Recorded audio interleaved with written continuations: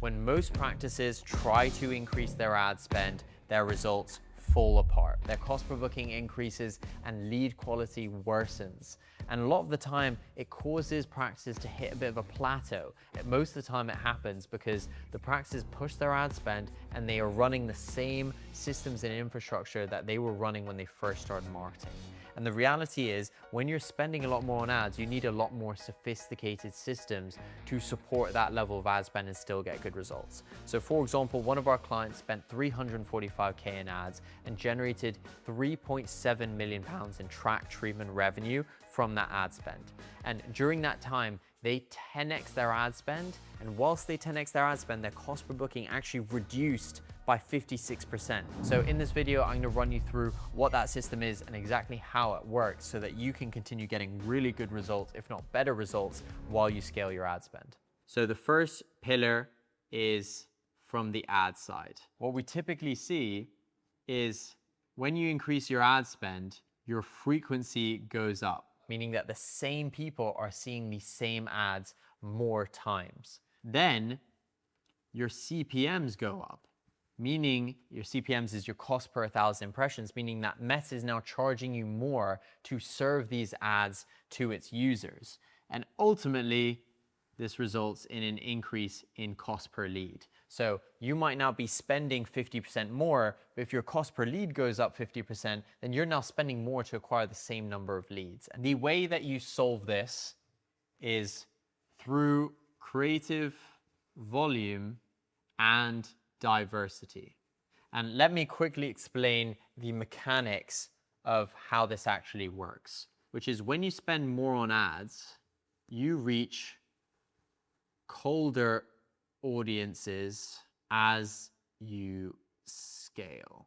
And the reason for this is when you first start running ads on Meta, Meta is going to serve your ads to the people who are most likely to convert. So for example, let's say you start running ads, it might first start showing those ads to people who have engaged with your profile before, whether that be on Instagram or Facebook, because those people are more likely to convert. They're warmer than people who have never heard of you before. However, when you start scaling your ad spend, there's a limited number of people who have engaged with your Instagram or Facebook profile, for example. Therefore, as you spend more, you're reaching colder and colder audiences. So what that means for you is more spend means you need more creative. And there's two ways that you can approach this. The first way is you can work up the funnel. Now, what I mean by that is typically when you start marketing, you want to tackle the lowest hanging fruit first. So much like Meta will serve your ads to people who might already be familiar with you, when you first start running ads, you might write creatives or run ads that are assuming people are already familiar with composite bonding, for example, right? Because someone who's already in the market for composite bonding and you're just explaining why your composite bonding is better than someone else's is going to be much easier to convert that person than it is to convert someone who's never heard of composite bonding before. However, when you start spending more on ads, what you want to do with your marketing strategy is start working up the funnel, meaning you might now tackle people who are not familiar with composite bonding, but are aware that they're not happy with, a particular issue that composite bonding solves. So you might have heard of like problem aware and solution aware, or even the AIDA funnel. And what you're effectively doing here when you're working up the funnel is perhaps not targeting solution aware people, i.e. people who know what composite bonding is, but maybe problem aware people. So they might be unhappy, or they might have discoloration with their teeth, or might be unhappy with the shape, size, or color of their teeth, and therefore might be a good candidate for composite bonding without knowing what composite bonding is. You're adding in additional creatives, some which are targeting solution-aware people, where you're explaining why your composite bonding technique is better than others, for example, versus a problem-aware creative, which might be explaining more about the basics of composite bonding, how it works, what kind of issues it's good at solving. So each of those ads are speaking to a person in a different stage of the buying journey. So working up the funnel is one strategy that you should implement as you're scaling ad spend to ensure your CPL stays low. And then the other thing you want to do is change the types of creatives that you're running. So there's two different variables that you have to play with here. You have personas and you have formats. So a persona is a type of person who's inquiring or buying these treatments. So for example, let's say for composite bonding, which we were discussing earlier, you might have your 20-year-old male, you might have your 30-year-old female, you might have your 45-year-old male, and there are tons of characteristics even deeper than that, right? You might have someone who's about to get married and wants that quick fix. And you might have someone who got into a car accident. You might have someone who's dealt with discoloration for their entire life. And so each of these people are different personas that you can speak to in your marketing. And what typically happens is when practices first start running ads, unintentionally, they always speak to one type of persona. And when you first start running ads, you actually want to speak to your ICP more, your ideal client profile. So for example, let's say 60% of your patients for cosmetic treatments are women, and the majority of them are between the ages of 25 and 35. Therefore, when you first start running ads, the majority of your creatives might be tailored towards that specific avatar. You might be featuring women between the ages of 25 and 35 in your ads so that they resonate more with those ads. However, when you scale your ad spend, you want to diversify the personas that you're targeting. So you might have some creatives targeting men before they get married. You might have other ads catering towards 40-year-olds who think they've missed the boat on Invisalign. You might have other personas targeting a uni student. You might have other ads targeting people who have had discoloration in their teeth for a long, long time and have been born with it, for example. So you can really diversify the personas that you're speaking to in these creatives, and it will let you hit a much larger market and people in your local radius than previously, where your frequency was increasing really quickly. The other variable that you have to play with here is the format. So for example, a lot of your ads might be a talking head clinician-led video, and that is typically what performs really, really well. And so when you first start running ads, you might start with a format like that. However, as you start scaling ad spend, you want to diversify the types of formats that you're running. So for example, let's say once you have a winning angle, which might be, let's say, the natural aesthetics, patients who are looking for a really natural look. Therefore, you now want to diversify the formats that you're using. So you could have the same personas with 5 different formats, and now you have way more variations of that same creative. So formats could be things like, not only statics versus videos, but also you might have a clinician-led talking head video. You might have a podcast. That podcast could even be between 2 clinicians. It could be between a clinician and a patient. It could be between 2 people who work at the practice. You could have Q&As, you could have comment replies, you can have direct objection handles. There's tons of different formats you could use, testimonials being another one. And so all of these are different formats. When multiplied with different personas, you now have way more creative diversity coming through and also volume coming through, which will keep your CPL low as you scale. Now, the second pillar is around lead conversion. Now, what typically happens here is you're spending a lot more on ads, you're generating way more leads. So what happens is your speed to lead deteriorates, right? Because you're getting way more leads, your patient coordinators are busy, they're trying to call leads, but new leads are coming in while they're already on the phone, so your speed to lead deteriorates. Then what happens is your appointment booking rate deteriorates. The percentage of those leads that come in that actually end up booking consultations decreases, and so ultimately your cost per booking increases. Now, how do you prevent your speed to lead from deteriorating when you increase the volume of leads coming through?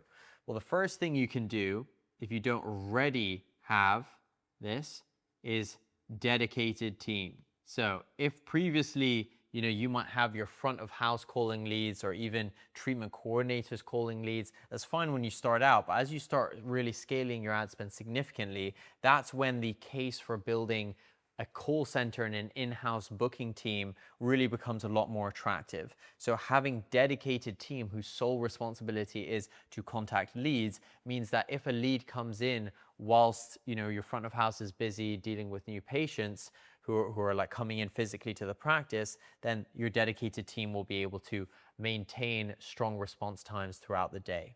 The other thing you can do is just have more team. So let's say you already have a dedicated staff member, you can increase the number of staff members you have on that booking team as you increase ad spend, which you should be doing. Now, an important thing is monitoring team capacity relative to the volume of leads coming through. And that's why having the data is so important, because if you have clear visibility that your speed to lead is deteriorating when you increase the volume of leads coming through, then it's easy to actually rectify that. And once you start getting a good baseline on the volume of output that each team member can do, then it's much easier to forecast capacity. So you can reverse engineer, okay, if I know each team member can do this many dials per day, this many conversations, this much, talk time in the day, then you can really start planning in advance for these sorts of things as you scale, which is really important. Now, the last thing you can do is really maximizing efficiency. And this is really just getting more output from each team member. And this actually becomes unbelievably important when you start scaling this team, because once you start having 4 or 5 people, you then need to have someone managing that team. And then all of that management comes with additional overhead. And what you'll find is that this team ends up becoming very expensive to run, because you have a huge amount of headcount and the management costs associated with it really becomes quite significant. So that's where maximizing how much each person can do is really important. Now, there's multiple different things you can do with this. So for example, you can have things like power dialers, which is what we built in the Dentology platform, which basically means that your team are able to handle a lot more leads in each day. So when you look at the data, you'll actually find that your team spent a huge amount of time just waiting while the phone is ringing. When we looked at our team of like what they're actually spending time on, 75% of their day was just on the dial tone ringing. And so with a salesperson, their skill set is around talking to people. So you want to maximize the talk time that they have in each day. And so that's where the power dialer basically originated from, where it basically only feeds answered calls to our team. So all they're doing is on the phones talking, not needing to wait around while the phone is just ringing for people not answering, because it's a huge time suck. Other things you can have is things like AI, and automations doing a bulk of the heavy lifting, especially a lot of things that are manual, like entering in appointment notes or conversing with the leads via like chat. All of that can be automated as much as possible to maximize the talk time of your patient coordinators, which is still one of the main areas that AI can't yet replace, where humans do outperform AI voice calling in the present day. Now, the last important thing when you're scaling spend is really your systems around data. So data and reporting. So as you scale spend, I spoke with a practice owner yesterday actually, where he was spending, I think it was 1.5K a month on his ads, so not a huge amount, but he was getting decent results. And I said, what's stopping you from doubling your ad spend? And it was largely just a confidence thing. And when I say decent results, that was gut kind of feel. It was kind of, we're not clear data, but pretty sure. And there was some evidence to suggest that it was working. But when you really want to 10x your ad spend and you start spending 50K a month on ads, you need to be very confident that you're actually profitable and you're making a lot of money from your ads when you want to seriously start scaling your ads. And that's where data becomes really critical. Now, the kind of entry level, you start using spreadsheets. We've actually seen practices spending tens of thousands every single month with not clear data reporting, either no data, alarmingly, or actually doing everything on spreadsheets. And doing everything on spreadsheets, we've seen practices do pretty significant volume while still getting away with spreadsheets, but it was causing a lot of issues in the practice.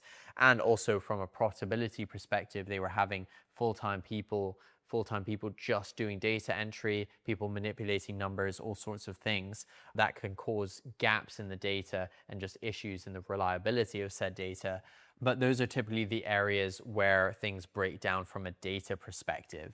And I mentioned why it's so important to have that data as you scale, because when you scale ad spend, you need to be very sure that it's generating the results that you think it will or want it to. And so the ways that that typically goes wrong is either just not having the data at all, or it just being inaccurate, unreliable, or incomplete. Unfortunately, there is no system that gives you full visibility over all the data in an automated manner that is real time and actually has everything at your disposal without having to manually report stuff back. And that's why we built the platform. So the only real two solutions other than Dentology are using spreadsheets, which has those disadvantages in terms of the accuracy and reliability of it, or the only alternative is trying to build very expensive custom systems using maybe like HubSpot dashboards or other like custom databases basically, but they're very expensive to build, like 5 figures plus, and take a huge amount of time to build. And a lot of the groups that we've seen build custom systems end up just switching back to something else afterwards, just because it's so complicated to build and actually maintain in the long run. So that's why we built our platform. So if you do want to check that out, then click the link in the description. Those are the main 3 pillars of where things usually break down. Firstly, from an ads perspective, in terms of cost per leads increasing, the way to combat that is creative diversity and volume of creative as well that you're producing. The second pillar is around the lead conversion processes. Usually speed to lead deteriorates as you increase spend. You can compensate for that by having dedicated team, more team, or increasing the efficiency of each team member. And then the last component is around the data and reporting side. Typically, there's not enough data, or that data is inaccurate or incomplete. The only ways to compensate for that or build around that are spreadsheets, but it has disadvantages. But you need to make sure that you have the data if you want to increase your ad spend, building out custom systems, or using Dentology platform, which does it all for you in real time. So that's it for this video. If you want us to audit your patient acquisition, find your bottleneck, and give you a plan on how you can actually improve it, or just learn more about Dentology app, then click the link in the bio. But that's it for this one. See you in the next one.